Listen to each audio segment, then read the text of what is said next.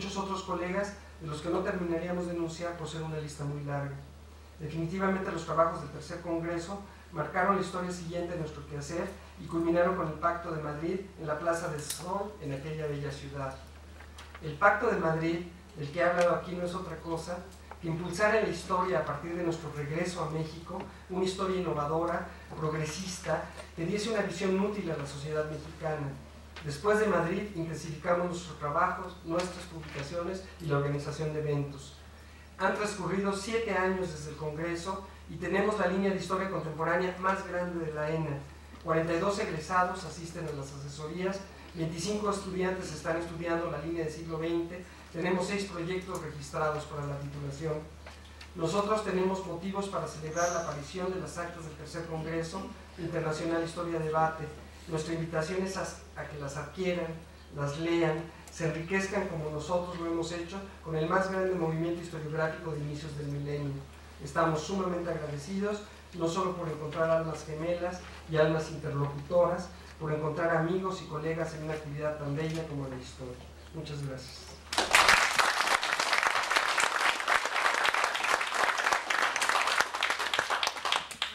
Muchísimas gracias, Arturo. En realidad es cierto, palabras muy sabias, es un referente básico y catalizador. Historia, debate, y gracias también por darnos a conocer toda la variedad de las temáticas, el impulso a la historia contemporánea en la ENA y este esfuerzo que tenemos que hacer todos de aprender a rescatar la memoria y a construir proyectos de futuro. Enseguida doy la palabra al colega de la Escuela Normal Superior, Gerardo Mora. Me toca exaltar un aspecto que pudiera parecer menos importante, pero que en realidad tiene gran trascendencia, que es la aportación de historia, debate a la educación. En particular, el texto de Carlos Barros, Propuestas para el nuevo paradigma educativo de la historia. Hemos tenido la experiencia aquí en México de aplicarlo con gran éxito y de eso va a tratar esta ponencia.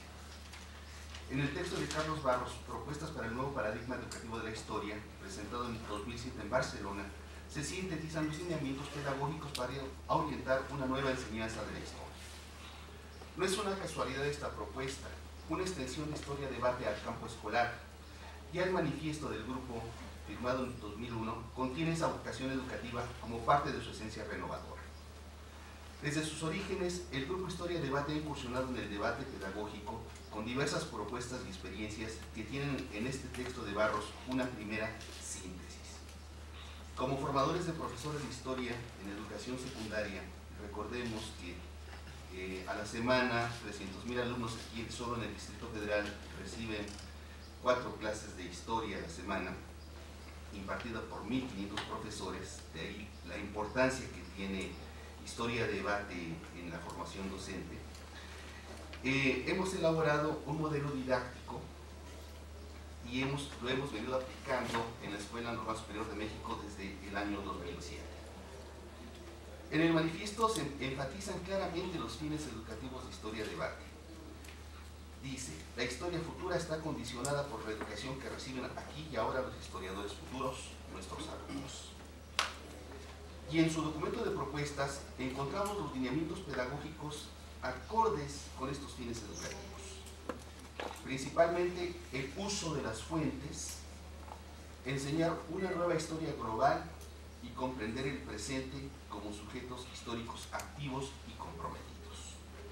Con esto se supera una pregunta que plantea Domingo Barrero en estas actas, donde menciona la necesidad y la urgencia de que Historia-Debate abordar el asunto de la enseñanza y la didáctica de la historia que ya se ha cumplido con este texto de Carlos Barros y que ahora hemos aplicado.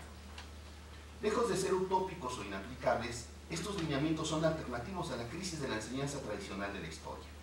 La función legitimadora y la didáctica transmitiva, que reducen al alumno y al profesor a sujetos pasivos, se han desgastado por los graves problemas sociales que aquejan a la educación y a la sociedad, perdiendo a la historia escolar su sentido formativo.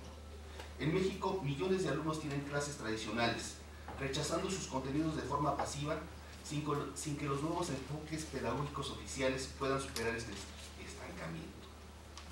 Los nuevos programas de historia en educación básica en México destacan la formación de una conciencia que respeta las diferencias, el patrimonio y la convivencia intercultural. Sin embargo, la enseñanza cognitiva de todos los días y las pruebas estandarizadas que aplica el propio gobierno no son acordes con este enfoque. En México continúa una marcada discriminación hacia las minorías sociales y culturales, que se refleja en la historia oficial. Aquí parece validarse la sentencia de que la historia la escriben los vencedores, que se magnifican como héroes, en tanto que a otros protagonistas se les distorsiona y la historia de grupos sociales mayoritarios ni siquiera se registra. Resulta un reto la enseñanza de la historia que supere estas inercias del sistema educativo, sobre todo en el nivel básico.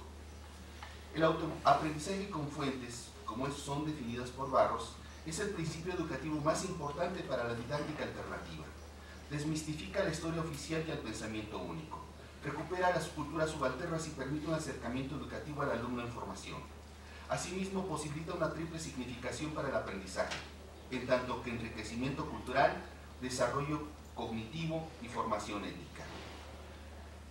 En este modelo, las fuentes son las bases del aprendizaje, puesto que aperturan los contenidos históricos.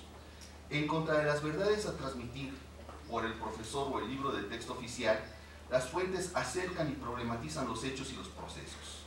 Se valoran e interpretan de acuerdo a los conocimientos y requerimientos presentes e inmediatos de los estudiantes.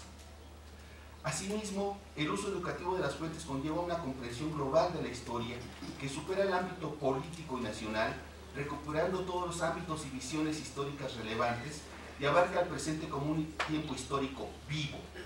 De aquí emerge el compromiso del profesor y la necesidad de un contrato pedagógico que garantice esta libertad de autoaprendizaje, derecho del alumno, y la responsabilidad del educador y el educando como sujetos históricos ante su presente.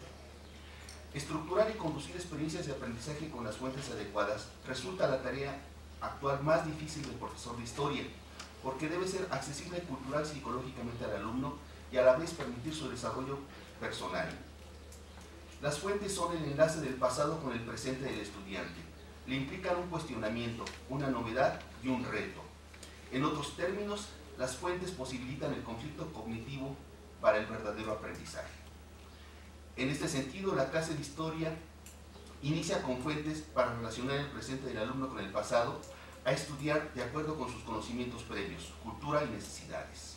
Una vez lograda esta vinculación, las fuentes se presentan para comprender o cuestionar dicho pasado como un proceso cognitivo de cada alumno.